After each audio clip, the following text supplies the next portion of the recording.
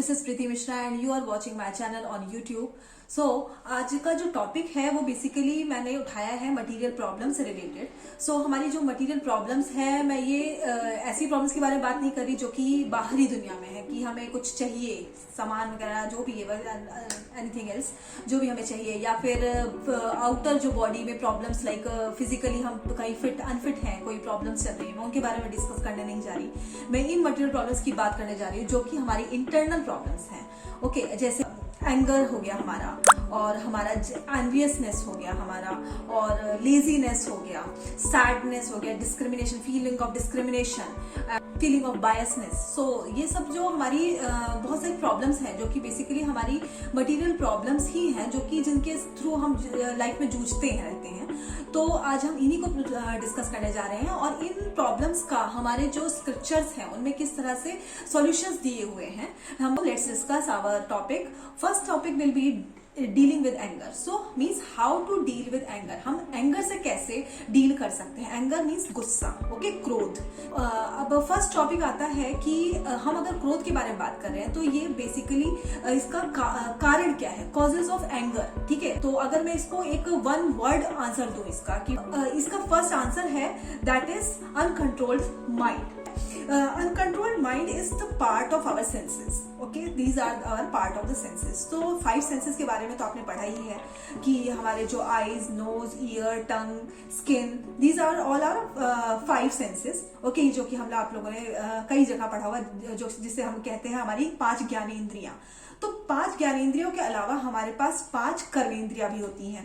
5 कर्मेंद्रियां जैसे कि हमारा हो गया हैंड, लेग्स, हमारे जेनिटल्स, रेक्टम, माउथ, ये सारे हमारे हो गए 5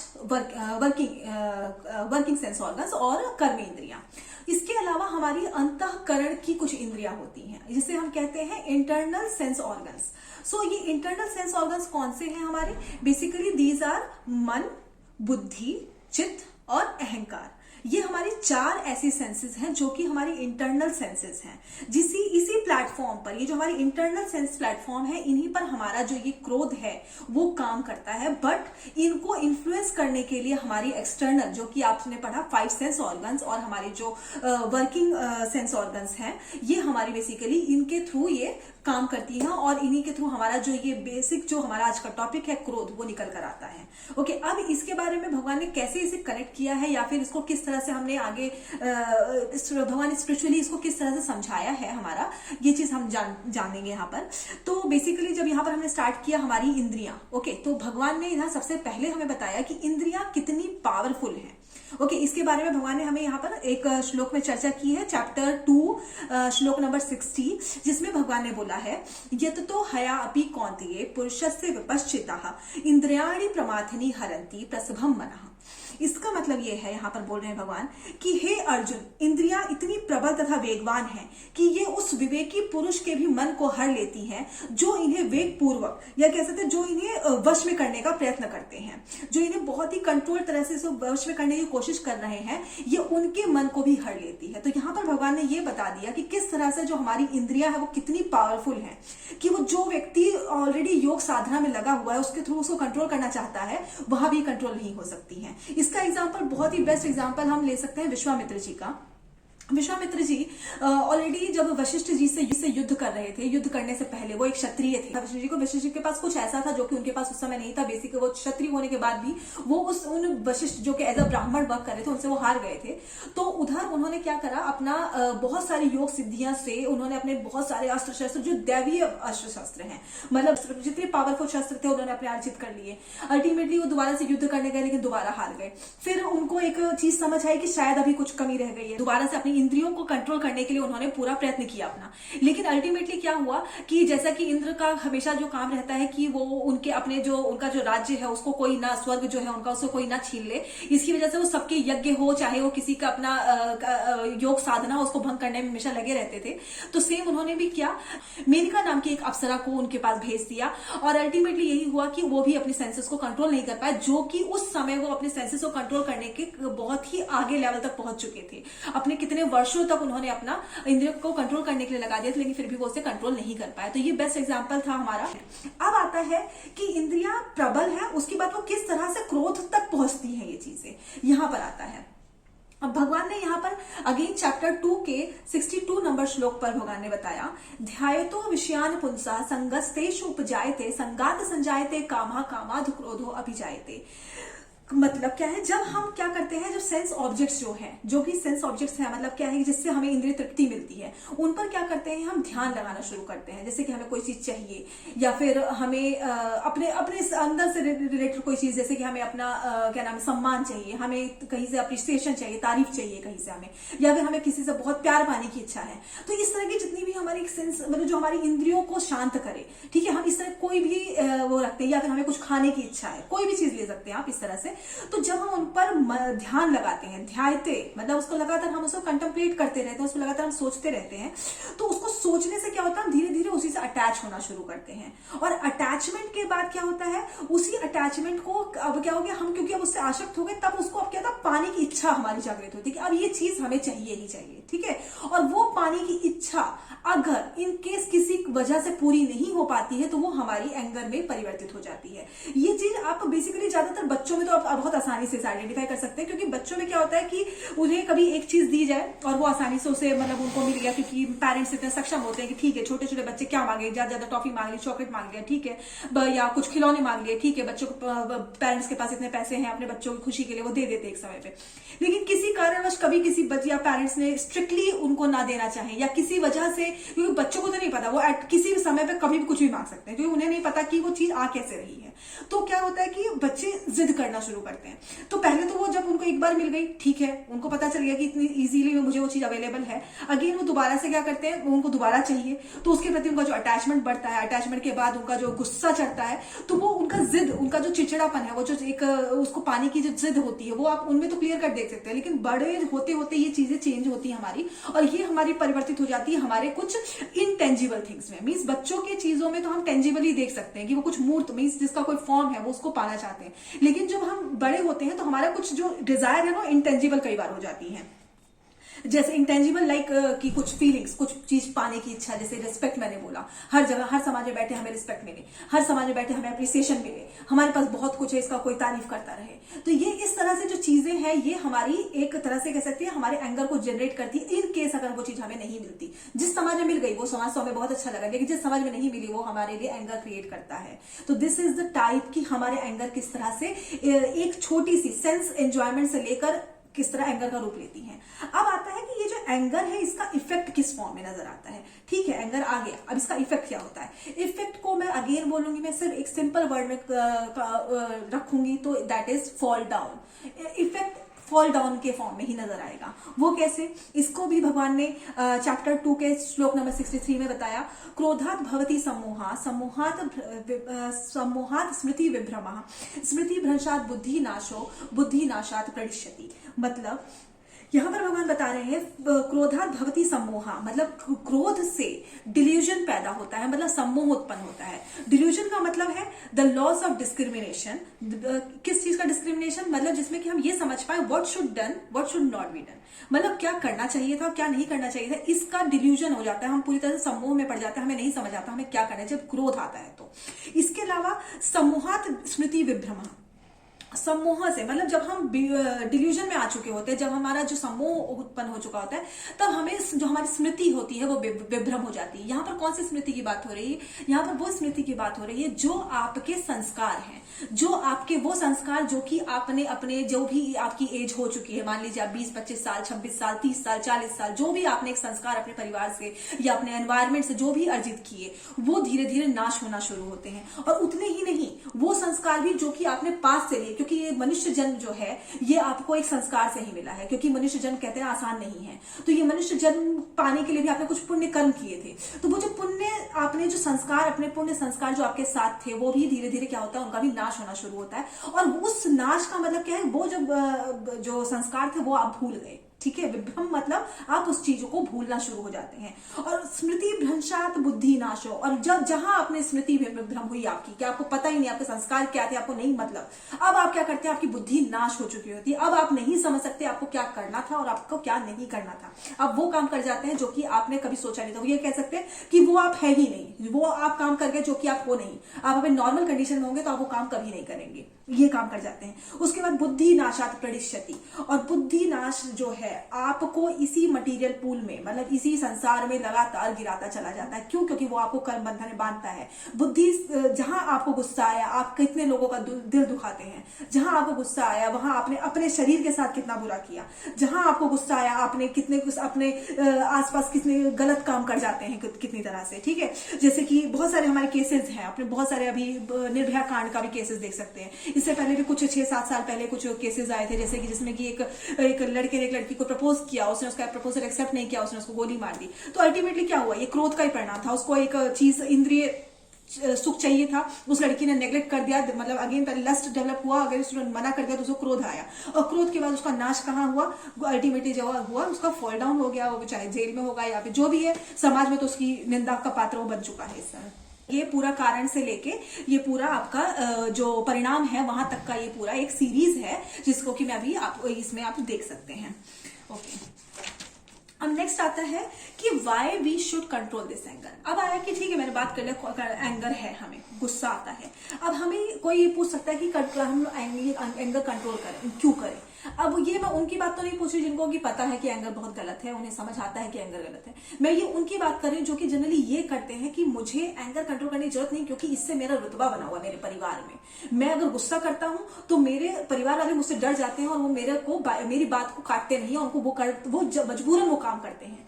तो ये उन लोगों के लिए मैं ये बताना चाहती हूँ कि हमें गुस्सा क्यों कंट्रोल करना है। उसके लिए भगवान ने यहाँ पर बताया है, चैप्टर 16 में 21 नंबर श्लोक पे भगवान ने बताया है, त्रिविधम नरकस्य द्वारम आशनम आत्मना कामा क्रोधस तथा लोभस तस्मात् एतत् त्रयम् त्यजेत्। मतलब क्या है, क्रोध, आपका जो लस्ट है वो एंगर है, और आपका ग्रीड है, मतलब कि काम, क्रोध और आपकी लालच, ये तीन चीज मतलब लोभ, ये तीनों चीज आपके लिए नरक के द्वार हैं, नरक के द्वार खोलते हैं। मतलब क्या है कि ये नरक नहीं है, ये नरक के द्वार खोलते हैं, नरक जाने का रास्ता खोलते हैं। अब ये कैसे, इसको मैं एक्सप्लेन करती हूँ।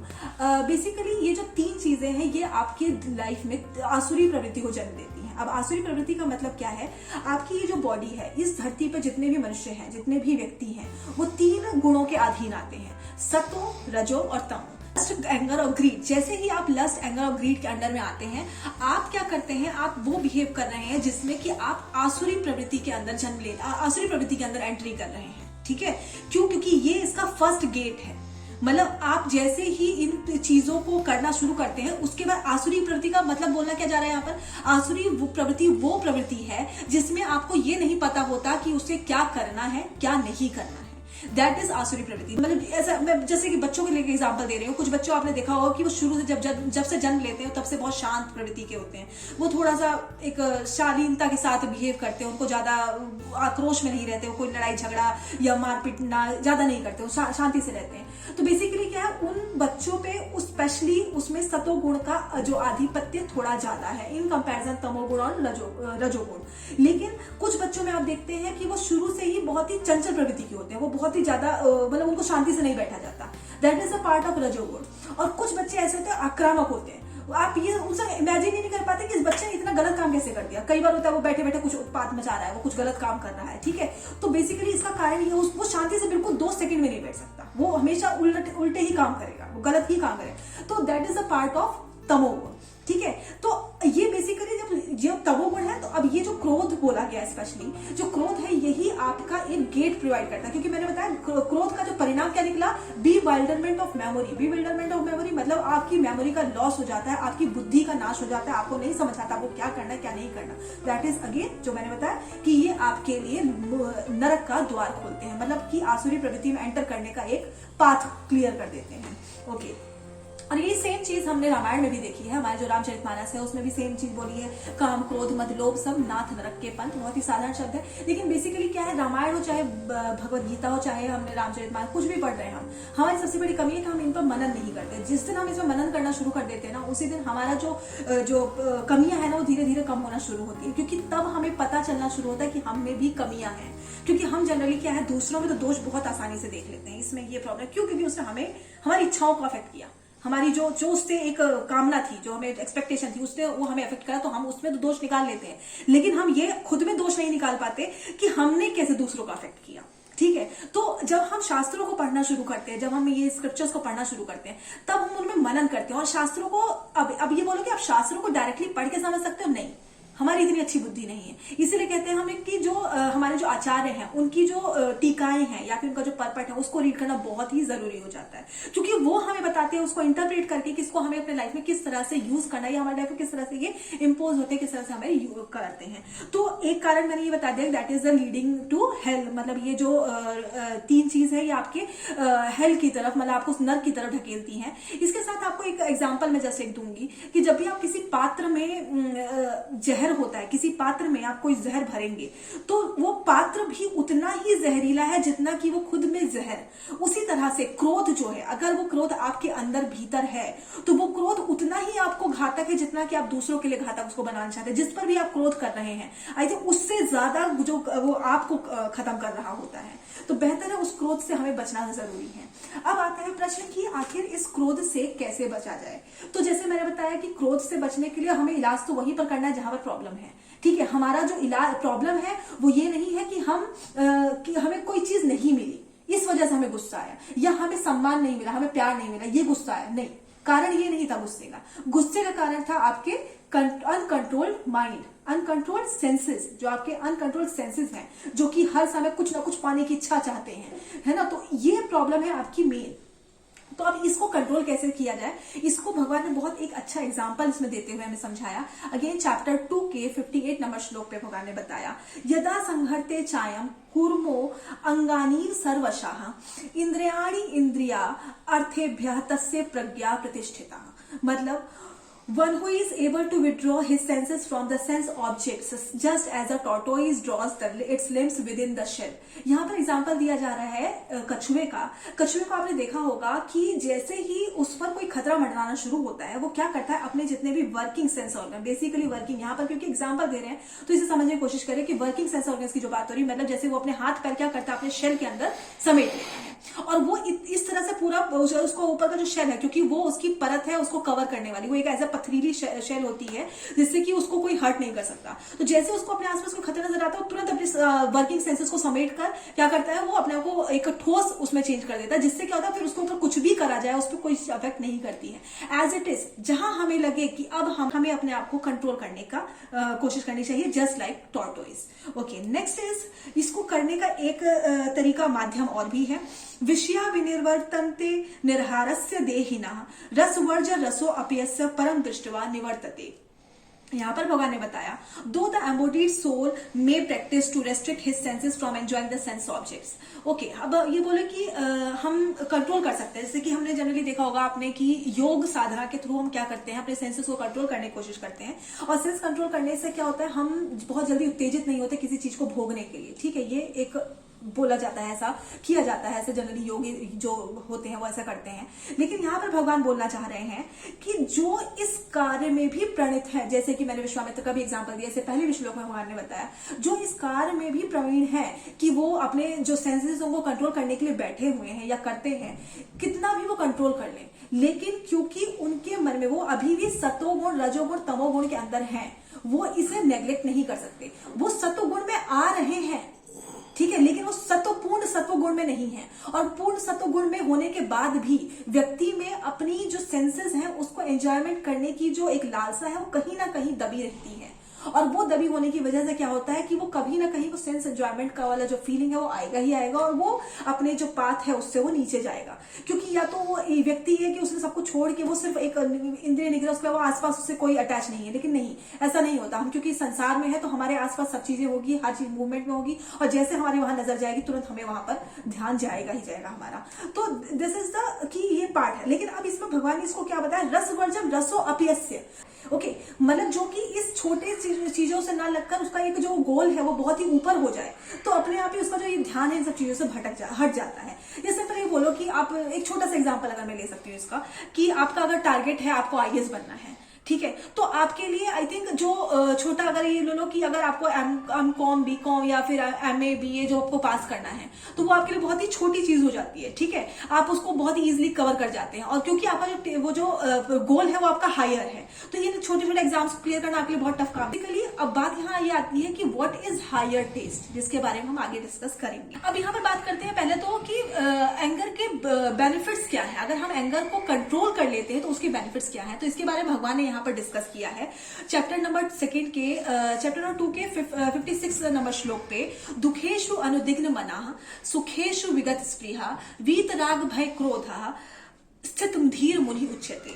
इसमें भगवान ने बोला है कि जो व्यक्ति अपने जो माइंड को, अनडिस्टर्ब माइंड को थ्री फोल्ड माइजरीज से, थ्री फोल्ड माइजरीज कौन सी है, जो कि हमारे जैसे इस बॉडी से रिलेटेड, जैसे कि तबियत खराब होना या फिर तकलीफ होना या फिर जो हम धीरे धीरे जो बूढ़े हो रहे हैं, इन सब चीजों से, या फिर इसके अटैचमेंट से, जो कि जैसे हो गया था इंद्रिय सुख के लिए जो चीजें चाहना, इससे दूर हो जाना। इसके अलावा सेकंड नंबर की जो डेमिगॉड्स, जैसे कि जो हमारे देवी देवता है, जिसके अफेक्ट, जैसे कि हमारे राहु केतु जो चलते रहते हैं, इसके अलावा जो हमारे ग्रह जो काम करते हैं, इसके अलावा जो वर्षा है, धूप, बारिश, ये सब चीजें जो हैं, और मटीरियली जो भी हमारे आसपास चीजें चल रही हैं, तो ये सारी तीनों जो फोल्ड माइजरीज हैं, जो इन चीजों से विचलित नहीं होता, इनसे अनडिस्टर्ब रहता है।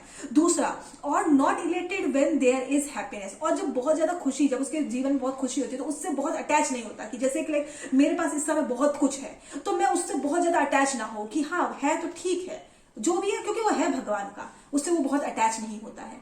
तो ऐसे व्यक्ति, उसके अलावा who is free from attachment, उस attachment from fear and anger, जो जिसे कभी गुस्सा नहीं आता और उसे कोई भय नहीं होता कि उसके पास जो है वो आज है तो कल नहीं रहेगा, उसको उसका डर नहीं रहता, ठीक है। Such a person is called a sage of steady mind, ऐसा व्यक्ति साधु पुरुष के नाम से जाना जाता है। बेसिकली वो व्यक्ति हर जगह सम्मान पाता है। आपने देखा होगा पहले के जमाने में हर राज्य में एक राजगुरु हुआ करते थे। वो बेसिकली इसीलिए वो करते थे क्योंकि समाज में किस तरह से चीजें फैलानी, किस तरह से जो राज्य को चलाना है या फिर कोई इंपॉर्टेंट डिसीजन होता था, इनका डिसीजन बहुत मायने रखता था, क्योंकि ये इन तीनों गुणों से ऊपर उठ के कार्य करते थे, ये डिसीजन लेने में राजा की सहायता करते थे। तो इसलिए ये हो जाता है, आप स्टेडी माइंड के व्यक्ति बन जाते हैं। इसके अलावा एक भगवान और इसका फायदा जो बताया क्रोध को कंट्रोल करने का, वो था काम क्रोध विमुक्ता नाम यति नाम यत चेतसा अभी तो ब्रह्म निर्वाणम वर्तते विदित आत्मानम, मतलब those who are free from anger and all material desires, who are self realize, self discipline and constantly endeavoring for perfection. मतलब क्या है, जो व्यक्ति अब सेल्फ रियलाइज है, उसे पता है कि वो क्या है, उसे ये पता है कि वो एक शरीर है, उसमें उसको पता है कि ये शरीर जो है उसका अपना पार्ट नहीं है, जो मेन बेसिकली उसको वर्क करना है वो आत्मा के लेवल पे काम करना है। दूसरा सेल्फ डिसिप्लिन, वो आत्म संयमी है, उसको पता है कि कब उठना है, कब चलना है, कब बोलना है, कब नहीं बोलना है, क्योंकि ज्यादा बोलना भी प्रॉब्लम है, ठीक है। तो ये सब चीजें जो है वो सेल्फ डिसिप्लिन रहता है। उसके अलावा कॉन्स्टेंटली एंडिवरिंग फॉर परफेक्शन, और वो अपने में ही दोष देख के उसी को परफेक्ट करने की कोशिश करता है कि मेरे में अभी भी दोष है, मुझे इसे परफेक्ट करना है, इसे सही करना है। तो जो ऐसे व्यक्ति हैं जो लगातार इस काम में लगे पड़े हैं, उसे भगवान कहते हैं आर अश्योर्ड ऑफ लिबरेशन। वो व्यक्ति अश्योर्ड होता है लिबरेशन के लिए, मतलब मोक्ष की प्राप्ति के लिए वो व्यक्ति बहुत ही आने वाले भविष्य में, निकट भविष्य में वो मुक्ति का पात्र बन जाता है। तो ये है कंट्रोल करने के फायदे एंगर को। ओके, एंगर का रीजन पता चल गया कि anger is just about when we can not control our uncontrolled mind. Okay, जब हम अपने अनकंट्रोल्ड माइंड को कंट्रोल नहीं कर सकते हैं, जिसके कारण होता है हमारा एंगर आता ही है। अब यहाँ पर बात हो रही है कि अगर हम सेंसेस की बात हो रही है तो यहाँ पर भगवान ने ये नहीं कहा कि आप सेंस ऑब्जेक्ट को यूज मत करो। सेंस ऑब्जेक्ट को यूज करना है, क्योंकि हमारी इस बॉडी को चलाने के लिए हमें यहाँ पर जितनी भी ऑब्जेक्ट्स हैं उनको यूज करना पड़ेगा। लेकिन वहां पर बात हो रही है अनकंट्रोल्ड, मतलब अनकंट्रोल्ड वे में नहीं, हमें कंट्रोल्ड वे में इनका भोग करना चाहिए। सेकेंड थिंग, अब कि आप सिर्फ योग से कंट्रोल कर सकते हैं अपने सेंसेस को, दैट इज नॉट पॉसिबल। इसका कारण क्या है, मैंने आपसे बताया कि हायर टेस्ट चाहिए आपको, ठीक है। अब क्योंकि ये जो बॉडी है ये आपके इसी मटेरियल प्लेन पे काम कर रही है, ये बॉडी भी आपकी सतो, रज और तमो गुण से बनी हुई है, तो हमें एक ऐसी चीज ढूंढनी पड़ेगी जो कि इन तीनों गुणों से परे हो, ठीक है। उसी चीज के माध्यम से हम इस अपने जो इस मटेरियल प्रॉब्लम्स हैं उनको दूर कर सकते हैं, ठीक है। तो बेसिकली आपका जो इन तीनों के ऊपर है एक चीज जो काम करती है, दैट इज भक्ति, ठीक है। क्योंकि अगर मैं बोलूं योग का कारण क्या है कि जो भी आप काम कर रहे हैं, चाहे वो मन, बुद्धि, मतलब जो आपको बताया सारी सेंसेस जो कि आपकी है अनकंट्रोल, जो आपकी इंटरनल सेंसेस है, आपकी एक्सटर्नल सेंसेस, आपकी वर्किंग सेंसेस है, all about the creation of this material world. इसी मटेरियल वर्ल्ड में क्रिएट की गई वो है, यही हमारी अर्थ, ईथर, फायर, इन सबसे मिलकर बनी हुई है हमारी ये। तो इस पर अगर आप योग को अप्लाई करोगे, नो डाउट आप सतोगुण में पहुंचोगे, नो डाउट। लेकिन अगर आप ये बोल सकते हो कि you can control your senses totally, you can't do, because भगवान ने यहाँ डिक्लेयर कर दिया you can't control your sense totally. यहाँ पर फिर भगवान ने बोला कि there is only one way, आप यहाँ पर सिर्फ एक ही माध्यम है, वो है आपका भक्ति।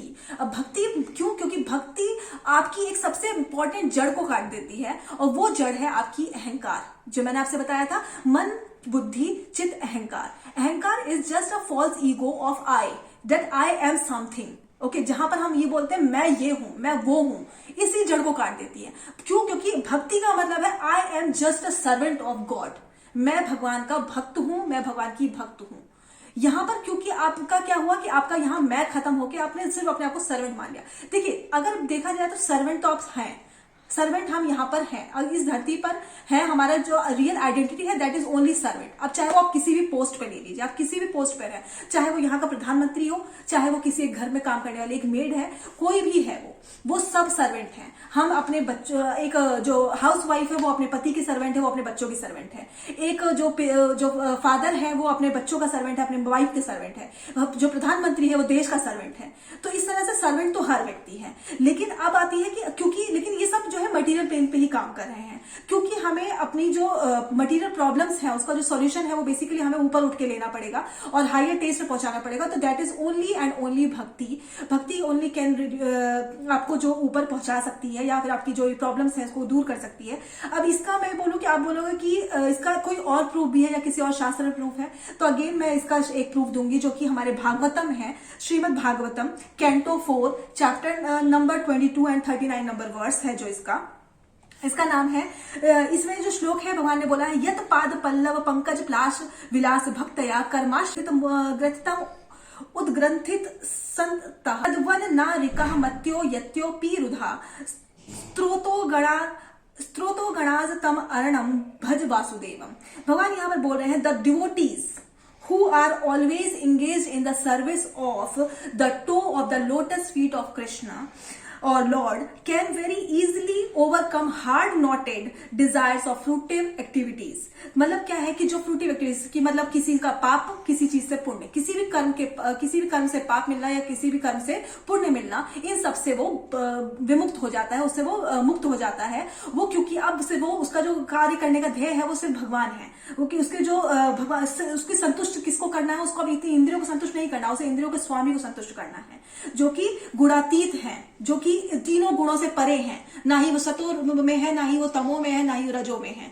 तो वो ऐसे भगवान को प्रसन्न करने का कार्य कर रहा है, तो इसलिए वो कर्म बंधन से मुक्त हो जाता है। Next, because this is very difficult, the non devotees, the ज्ञानीज एंड द योगीज although trying to stop the waves of sense gratification, जो कि अपने सेंस इंद्रिय तृप्तियों को, जो मतलब कहता है इंद्रिय तृप्तियों को जो कंट्रोल करने में भी लगे पड़े हैं, ऐसे ज्ञानी हो, चाहे वो योगीज हो, या फिर हमारे जो नॉन डिवोटी जो कि लगे ही नहीं है। तो ये जितने भी हैं, इन सब के चाहे कितना भी कर लें, ये लोग कंट्रोल नहीं कर सकते हैं। Therefore You are advised to engage in the devotional service of Krishna, the son of Vasudev. यहाँ भगवान ने यहाँ पर डिक्लेयर कर दिया गया है कि इसलिए आपको एडवाइस दिया जाता है कि अपनी जो सेंसेस हैं उनका जो अगर कंट्रोल करना है तो अपनी जो डिवोशन, अपनी जो सर्विस है वो भगवान के लिए समर्पित हो जाए, और वो भगवान जो कि वासुदेव के सन है, मतलब वासुदेव के जो पुत्र हैं. तो that is all. I think ये तो क्लियर होगा. उसके अलावा हमारे रामायण में भी इसकी एक छोटी सी मैं आपको चौपाई दूंगी, जो कि काकभूषुंडी जी बोलते हैं गरुड़ जी से कि तरह ही न बिन से मम स्वामी राम नमामि नमामि नमामि.